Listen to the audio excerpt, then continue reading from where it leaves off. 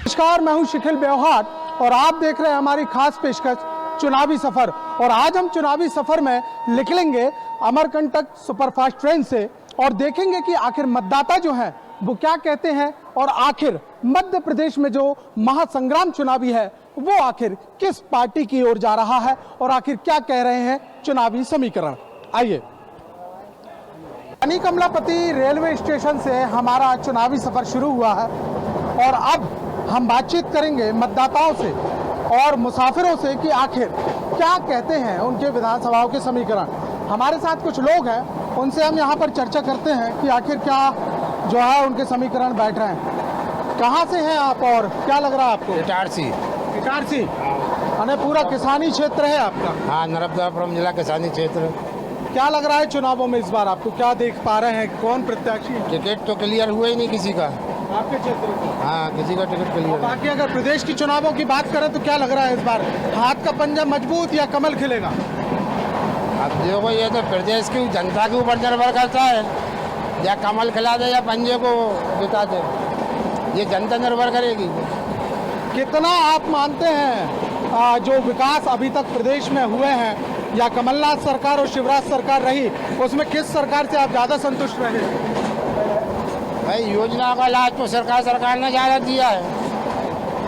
अब कमलनाथ सरकार तो 15 महीने रही है, उसको इतना काम करने का समय नहीं मिल पाया गया। उतना काम करने का समय नहीं मिल पाया। एक और यात्री हमारे साथ है। तमाम कार्यक्रमों में पहुंचने की उन्हें महारत हासिल है। इस बार उनका ज़मीनी बैकग्राउंड कितना आपको नज़र आ रहा है? जी सर, ज़मीनी बैकग्राउंड तो उनका अच्छा है, क्योंकि जैसे आप देखते हैं छोटी से छोटी कोई भी पोजीशन हो उस तरह से वो उठ के आए हैं, तो अभी भी वो छोटा से छोटे कार्यक्रम में पहुंच जाते हैं, तो ये उनका अच्छा है। उसके बाद जो दूसरा रीज़न है, जो अभी मामा जी ने हमारे ने फ्री की रेवड़ियाँ बांटी, जिसके सख्त खिलाफ मोदी जी भी हैं, उसके खिलाफ मैं खुद भी हूँ। भले ही से मैं बहुत समर्थक हूँ बीजेपी का, बट मैं उसके खिलाफ क्यों। इस प्रकार की फ्री रेवड़ियों की बात कर रहा हूँ, जैसे कि आपने अभी फ्री लाडली कन्या बहना योजना, मतलब लाडली बहना योजना चला दी है, उसके बाद एक और कोई योजनाएं चला दी हैं।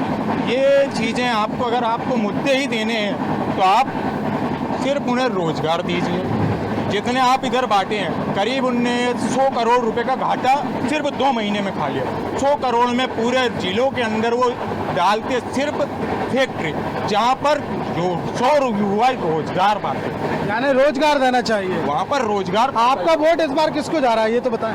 मेरा वोट जाएगा सिर्फ सनातन धर्म को, मुझे पार्टी से कोई मतलब नहीं रहता भैया। अच्छी बात है कि यहाँ साफ तौर पर कहना है कि एक धार्मिकता का एक भाव यहाँ पर दिखाई दे रहा है। हालांकि मध्य प्रदेश की सियासत में जो इंडिया गठबंधन का सनातन है उसका एक इफेक्ट भी दिखाई देता है। अंदर चलेंगे और भी कुछ लोगों से चर्चा करेंगे कि आखिर किस प्रकार से क्या उनके चुनावी समीकरण है और आखिर क्या कहते हैं। एक मुसाफिर हमारे साथ में है, लैपटॉप लिए हुए है हाथ में और काम भी कर रहा है। साहब, कहाँ से हैं आप? जबलपुर। जबलपुर में किस विधानसभा से हैं? पूर्व क्षेत्र। क्या समीकरण बैठ रहा है आपके यहाँ इस बार चुनाव के? कांग्रेस का ही लग रहा है। कांग्रेस का लग रहा है। इस बार बड़ी एक जबलपुर में 2 सीटों की अगर हम बातचीत करें, जिसमें से एक बड़ी फंस रही है, बताया जा रहा है, एक तो तरुण भानोट और उनके खिलाफ में राकेश सिंह। क्या माहौल नजर आ रहा है? सर, सीट का तो नहीं मालूम, बाकी ओवरऑल सरकार का मालूम है कि कांग्रेस आना चाहिए। कांग्रेस आनी चाहिए, कारण? मामा जी ने झूठे वादे किए हैं, बस घोषणाएं कर रहे हैं। 1 लाख नौकरी का वादा किया उनने, 8,000 पे नियुक्तियाँ नहीं हुई, 8,000 पे कंप्लीट नियुक्ति नहीं हुई है, और उनने 1 लाख रुपए नियुक्ति पूरी कर दी कि नियुक्तियाँ पूरी हुई है। और सीखो कमाओ योजना लॉन्च की, उसके बाद उसको 2 महीने के लिए बस लॉन्च किया उनने और बंद कर दिया। अभी कल परसों नोटिफिकेशन आ गया तो बंद कर दिया, उसको कोई मतलब निकला नहीं। लेकिन सरकार तो यहाँ कहती है कि बीते 18 सालों में प्रदेश की तस्वीर बदली। दिग्विजय सिंह शासनकाल का हवाला दिया जाता है, आप भी काफ़ी पुराने हैं। क्या लगता है आपको कि विकास की दर बदली कि नहीं बदली? सर, विकास हुआ है निश्चित तौर पे, 70 साल में भी विकास हुआ है। ऐसा नहीं कहा जा सकता कि कांग्रेस ने विकास नहीं किया, सिर्फ शिवराज सिंह ने विकास किया। तो हुआ है, लेकिन रोजगार के क्षेत्र में बिल्कुल काम नहीं हुआ। अच्छा, आपसे एक और चीज़ जानना चाहेंगे, आप क्या करते हैं? मैं सर्विस करता हूँ, private? Central government. Central government. तो देख सकते हैं हम कि अलग अलग मत जो हैं वो सामने निकल कर सामने आ रहे हैं। कहा जा रहा है कि कुछ हद तक 17 साल में यानी 70 सालों में विकास हुआ, सिर्फ 18 सालों की गवाही जो है वो नहीं दी जा सकती। हम और भी आगे चलेंगे और भी लोगों से बातचीत करेंगे कि आखिर क्या कहता है चुनावी समीकरण। हमारे साथ दो यात्री और यहाँ पर मौजूद हैं। साहब कहाँ से हैं और कहाँ जा रहे हैं? मैं इंदौर से हूँ और रायपुर जा रहा हूँ। इंदौर तो साहब इस बार बड़ी हाई प्रोफाइल हो गई है, कैलाश विजयवर्गीय स्वयं उतर गए हैं, और क्या लग रहा है आपको वहाँ के समीकरण? समीकरण ये है कि बीजेपी आएगी, कैलाश विजयवर्गीय सीट आसानी से निकाल लेंगे। मंजे हुए खिलाड़ी हैं, सीनियर नेता है, निकाल लेंगे सीट। और अगर हम बातचीत करें माननी गौड़ की? माननी गौड़ का भी अच्छा दबदबा है और दिक्कत नहीं आएगी उसको निकालने में। प्रदेश में आप क्या देखते हैं समीकरण की? प्रदेश में क्या, क्योंकि बीते 15 माह की सरकार और फिर 18 साल की सरकार, क्या मान रहे हैं? टक्कर टफ है, लेकिन एट लास्ट बीजेपी निकाल लेगी। टक्कर बराबर की है। आप किस मामले पर लेके वोट करने वाले हैं साहब? देश के विकास को लेकर के, राष्ट्रीय सुरक्षा, देश का विकास, ये मेन मुद्दे रहेंगे। यहाँ बताया देश के विकास पर वोटिंग होगी। इंदौर से हैं और दावा ये किया है क्योंकि बीजेपी के जो दिग्गज हैं कैलाश विजयवर्गीय, वो इस बार विधानसभा चुनाव में उतरे हुए हैं। निश्चित तौर पर एक कहीं ना कहीं इसका फैक्ट जो है वो दिखाई देता है। साहब आप कहाँ से हैं? लखनऊ विधानसभा से। लखनऊ विधानसभा नरसिंहपुर से लगी हुई और बुंदेलखंड का लास्ट एरिया। क्या लग रहा है सर इस बार लखनऊ की क्या है समीकरण? आदिवासी बहुल्य क्षेत्र है आपका। हाँ, बीजेपी आएगी वहाँ से। कारण कि यानी कि कुछ है दबदबा या फिर किस आधार पर? बीजेपी का दबदबा है वहाँ पर। दबदबा है। कौन कौन से काम से प्रभावित हैं आप? ये मकान है, टॉयलेट है और बहुत से काम हैं। बहुत सारे कामों को बताया है। तो अभी तक हमने देखिए भोपाल का रुख जान लिया, इटारसी का रुख जान लिया, जबलपुर का रुख जान लिया, फिर उसके बाद लखनऊ का भी रुख जान लिया और इंदौर का भी रुख जान लिया। हमारे साथ हम देख सकते हैं कि मातृशक्ति भी मौजूद है, महिलाएं काफ़ी तादाद पे यहाँ पर मौजूद है। 55-45 लग रहा है मुझे चुनावी समीकरण। किस क्षेत्र से हैं आप? सुहागपुर विधानसभा।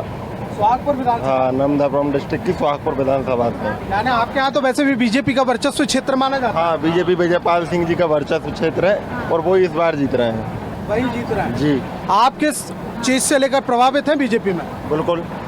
आपकी प्रभावशीलता क्या है, क्यों प्रभावित है बीजेपी से? युवा बहुत एक्टिव किया है बीजेपी ने, युवाओं को बहुत आगे किया है वो। आप क्या कहेंगे साहब, युवाओं को लेकर क्या?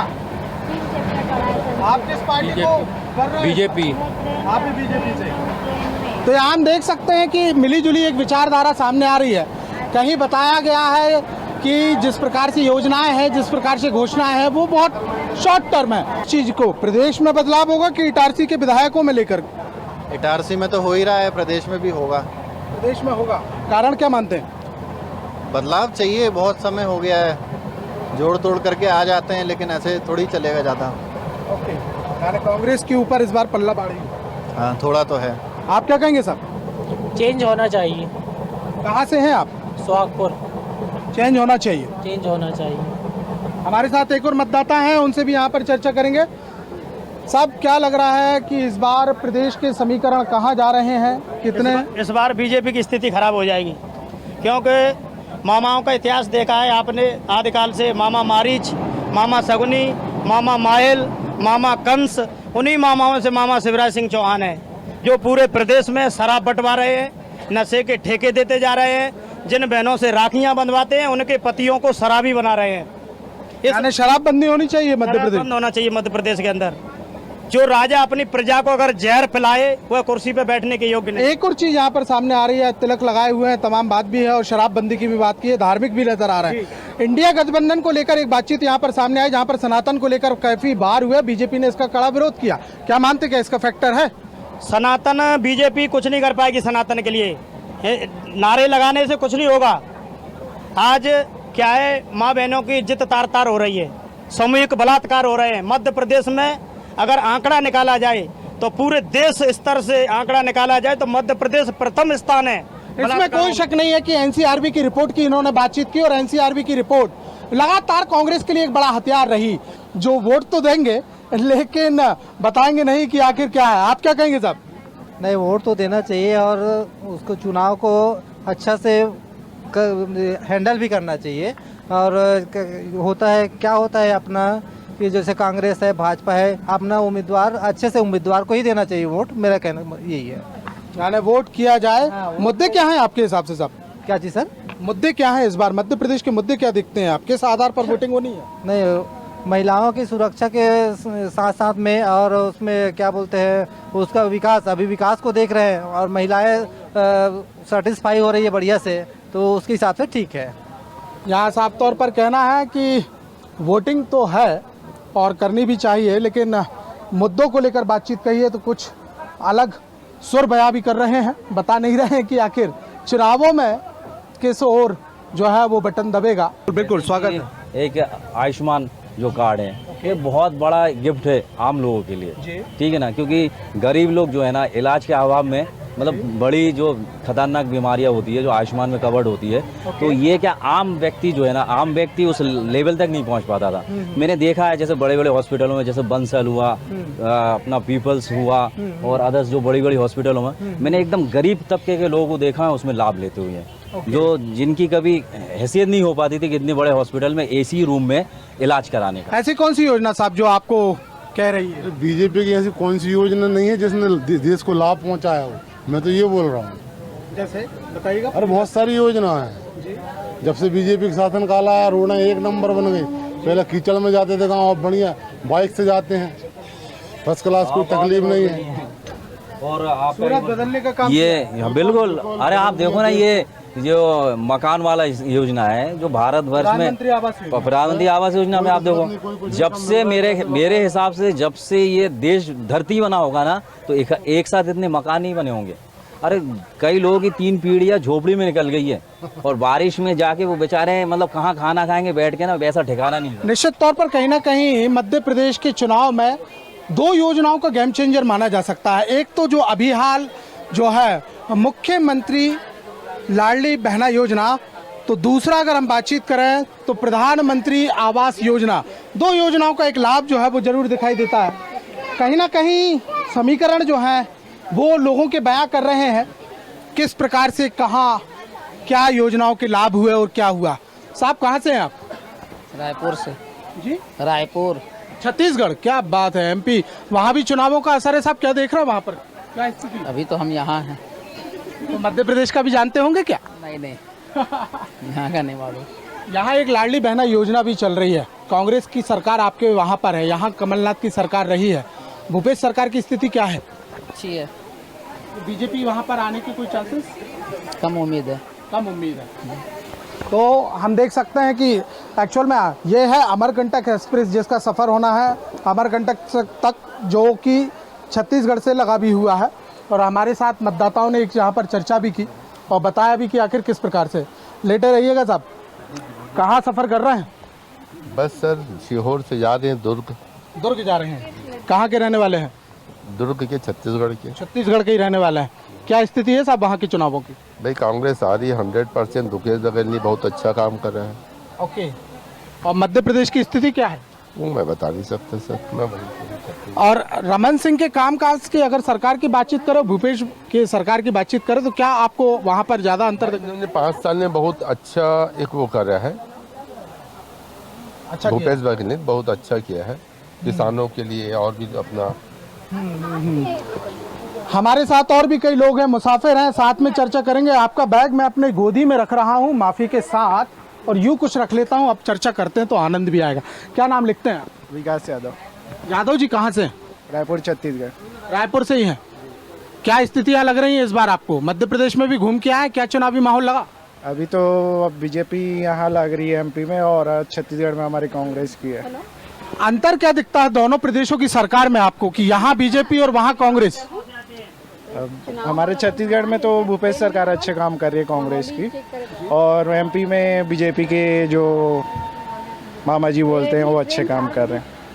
तो कमलनाथ सरकार के विषय में आपने सुना? कांग्रेस सरकार के विषय में कमलनाथ का नहीं सुने।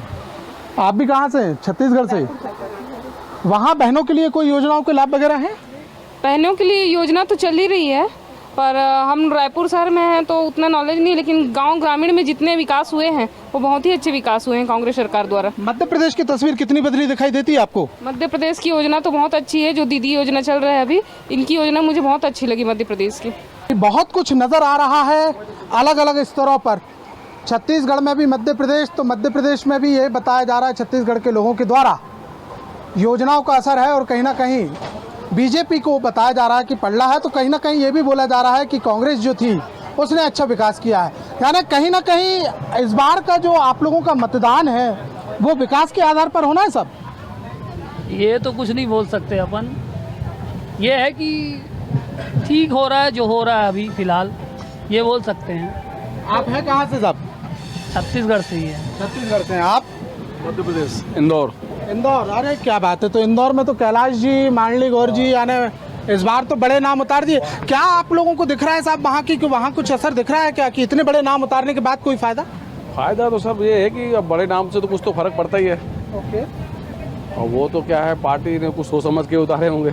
समस्याओं के हल हुए कि नहीं हुए? अब समस्याएं जो है वो तो अब धीरे धीरे हल हो रही है। मध्य प्रदेश में क्या लग रहा है साहब कि किस प्रकार का माहौल होने वाला है चुनावों में? अभी तो बीजेपी और कांग्रेस दोनों 50-50 है। 50-50 है। आप क्या कहेंगे साहब कि मध्य प्रदेश में किस प्रकार का माहौल है, किसकी सरकार है और किसकी आ सकती है और क्या मुद्दे? कांग्रेस की सरकार आ सकती है मेरे हिसाब से। तो कांग्रेस की आ सकती है। कारण क्या है कि भाई 18 साल मिला उनको है, अब जनता चाहती है बदलाव थोड़ा सा। उनको 15 महीने ही मिले मात्र, जनता चाहती है कि उनको भी एक बार मौका दिया जाए। आप क्या कहेंगे साहब? कांग्रेस की इस बार है कांग्रेस की उम्मीद लग रही है कांग्रेस की। आपका क्या, क्यों लग रहा है आपको कि सरकार बदले? सरकार बदलना भी चाहिए हमारे हिसाब से, जनता को फायदा मिलना चाहिए जो भी सरकार रहे। आपको क्या लगता है साहब इस बार सरकार किसकी? सर हम तो छत्तीसगढ़ से हैं, वहाँ पे भूपेश बघेल जी अच्छा काम कर रहे हैं। मध्य प्रदेश की सरकार से कितना ज़्यादा इत्तेफाक रखते हैं आप? लगता है कि काम वगैरह होगा?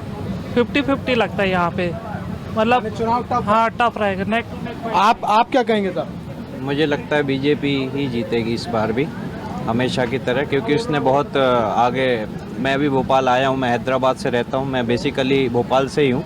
अभी मैं आया तो बहुत डेवलपमेंट मुझे देखा, जो बड़ी बड़ी बिल्डिंग हम लोग हैदराबाद में बड़े बड़े हाईटेक सिटीज़ वगैरह में देखते हैं, वो मुझे आज यहाँ पे भी उतना विकास दिखा। और मेट्रो का भी काम चल रहा हुआ दिख रहा था मुझे, तो मुझे वो काफ़ी गर्व हुआ अपने सरकार पे, क्योंकि अभी तक हम लोग सोचते थे हम लोग यहाँ पे जॉब नहीं मिलती है, हम लोग बड़ी जगह जाते हैं, लेकिन आज मन में एक आता है कि इंदौर में जैसे हाईटेक सिटी टाइप का माहौल बन रहा है, हाईटेक सिटी आ रही है, आईटी कंपनीज़ वहाँ पे आ रही हैं, तो डेवलपमेंट आईटी सेक्टर में भी हो रहा है इंदौर में। तो हम लोगों को भी एक चांस है कि हम लोग दूर जगह से आके वापस एमपी में बस सकते हैं। बात को कह रहे हैं कि मध्य प्रदेश में इस बार टक्कर का चुनाव होना है, कांटे की टक्कर है। और टक्कर इस बात की है कि एक तरफ जो है बीजेपी सरकार के जो सालों साल के दावे और विकास की बात, तो दूसरी ओर 15 माह की कमलनाथ में सरकार की बात भी लोगों ने कही है। और यह भी इस बात का दावा किया है कि इस बार के जो चुनाव होंगे वो कहीं ना कहीं कांटे की टक्कर के लिए चुनाव होंगे। और लोगों ने इस बात का भी रेशियो यहाँ पर सामने कर दिया है कि फिलहाल प्रदेश में स्थिति साफ कर पाना मुश्किल है। लेकिन मुद्दों की बात यही कि मुद्दे कई हैं, कहीं मध्य प्रदेश में हमें सनातन के मुद्दे दिखाई दिए, तो कहीं किसानों के, कहीं युवाओं के, तो कहीं बेरोजगारी के, तो कहीं सियासत के मुद्दे भी हावी होते हुए दिखाई दिए। अब आखिर जीत का ऊँट का करवट किस ओर बैठेगा, कमल का फूल खिलेगा या हाथ का पंजा मजबूत होगा, ये तो आने वाला वक्त ही बताएगा। अगली बार फिर किसी चुनावी सफर में कहीं और निकलते हुए नब्ज़ टटोलेंगे किसी विधानसभा क्षेत्र की लोगों की। तब तक के लिए नमस्कार।